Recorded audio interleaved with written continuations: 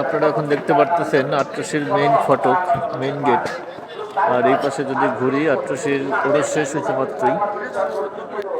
এই দেখেন আট্রসির যে মেইন দরবারখানা, সেটাকে এভাবে সাজানো হয়েছে, অনেক সুন্দর করে সাজানো হয়েছে জায়গাটা। তো পিছিয়ে মেলা চলতেছে, মেলার ভিতরে ঢুকবো না, এতটুকুই আপনাদেরকে এখন দেখাবো আপাতত। আল্লাহ হাফেজ। সুন্দর সুন্দর জায়গা দেখলে আমার ক্যামেরা না করলে, বের করলে বর্তমানে ভালো লাগতেছে না, তাই সুন্দর একটা জায়গায় চলে আসলাম, তাই ক্যামেরাটা অন করলাম। দেখেন জায়গাটা সুন্দর। তো অ্যাকশন ক্যামেরা সেট করি নাই, ভাবছিলাম যে কোনো ব্লগ করব না, বাট এই রাস্তাটা দেখা আর এই জায়গাটা দেখা মনে হইতেছে যে একটা ব্লগ না করলে না। তো এখন আমি আমার অ্যাকশন ক্যামেরাটা সেট করব, অ্যাকশন ক্যামেরাটা সেট করে আপনাদের সাথে মোটো ব্লগে আসবো। চলেন, মোটো ব্লগিং আপনাদের সাথে দেখা হবে। আর তো যেই কথা সেই কাজ, অ্যাকশন ক্যামেরাটা সেট করে বের হয়ে গেলাম, মানে বাইরেই ছিলাম, অ্যাকশন ক্যামেরা ব্যাগের ভিতরে ছিল, অ্যাকশন ক্যামেরাটা লাগাই নিলাম। তো আপনার রাস্তাটা খুব সুন্দর দেখে আমি আসলে ব্লগটা শুরু করলাম। এই ব্লগটা এখন করার ইচ্ছা ছিল না, কোনো ব্লগই করার ইচ্ছা ছিল না, যাইতেছিলাম। তো গতকালকে রাতের বেলা আমি আট্রসিতে গেছিলাম, আট্রসির চিত্রটা আমার কাছে রয়েছে, ওইটাই ভিডিওতে অ্যাড করে দেবো, আপনারা দেখতে পারবেন।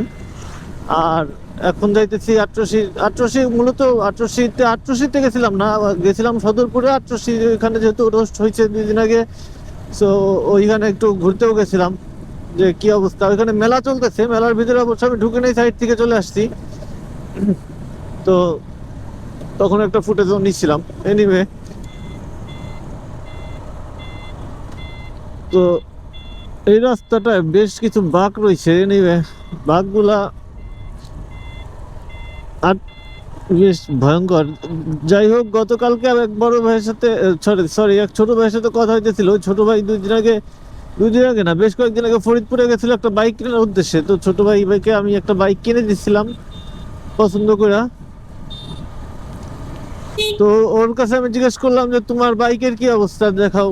ওর বাইকের কি অবস্থা জানার পরে ও জাস্ট একটা ছবি আমাকে বের করে দিল, যে একটা ছেলের পায়ের মাঝখান থেকে, পায়ের গোড়ালির উপরে হাড় 2 ভাগ হয়ে রয়েছে, এবং মানে গরুর মাংস যখন কাটে চাপাতি দিয়ে ভাড়গুলা যেরকম মানে ইয়া হয়ে যায়, মানে ছড়াই ছিটায় যায়, ঠিক ওরকম ভাবে ছড়াই ছিটায় রয়েছে। তো বললো যে ভাই বাইকের এই অবস্থা। তো আমি, বাইক ছেলেটার বয়স কম, অনার্স ফার্স্ট ইয়ার বা ইন্টার এরকম কিছুতে পড়ে।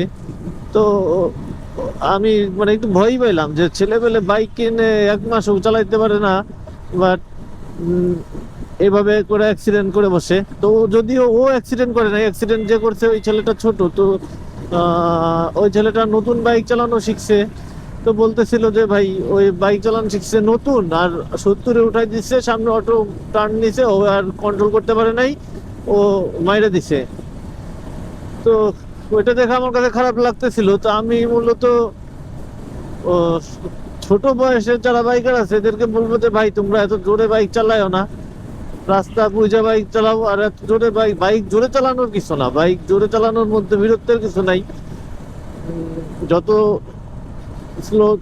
স্লো, না আসলে বেসিক্যালি রাস্তার যে কন্ডিশন, সেই কন্ডিশন অনুযায়ী বাইক চালানোর চেষ্টা করো যদি সুস্থ স্বাভাবিকভাবে জীবনযাপন করতে চাও। সবাই অ্যাক্সিডেন্ট করে না, বাট যে করে সে জানে যে তার কি কষ্ট বা কতটুকু দুর্ভোগ পোহাইতে হয়। তো বি কেয়ারফুল সবাই। তো চলেন যাই সামনের দিকে, আরো অনেক কথা হবে সামনের দিকে যায় ইনশাল্লাহ। আপাতত ক্যামেরাটা বন্ধ করে দিচ্ছি। কি সুন্দর জায়গাগুলো দেখেন। আসলে গ্রামের ভিতর দিয়ে রাইড করার মজাই এটা, যে বিভিন্ন এত সুন্দর সুন্দর জায়গা দেখা যায় যেগুলা শহরে আপনি কখনোই দেখতে পারবেন না। তো ব্রিজের উপরে এসে দাঁড়াইলাম এই জায়গাটা আপনাদেরকে দেখানোর জন্যই। মূলত ফোন আসছিল, একটা ফোনটা রিসিভ করলাম, পাশাপাশি আপনাদেরকে জায়গাটা দেখানোর জন্য দাঁড়াইলাম। তো চলেন আবার শুরু করি মোটো ব্লগ। রাস্তাটা একদমই ভাঙাচোরা। এটা আসলে এই রাস্তাটা মাঝে মধ্যেই ঠিক করে। এই দেখেন কতগুলো খোয়া বসায় রাখছে, এই খোয়াগুলো দিয়ে ডইলা দিবে, হয়ে গেল রাস্তা ঠিক। পুরো রাস্তাটা ঠিক করার একটাই সিস্টেম, কিছু খোয়া বিছাই দিয়েছে। এই দেখেন খোয়াগুলো বিছাইতেছে, একটু বালি একটু খোয়া দিয়ে বিছাই দিবে।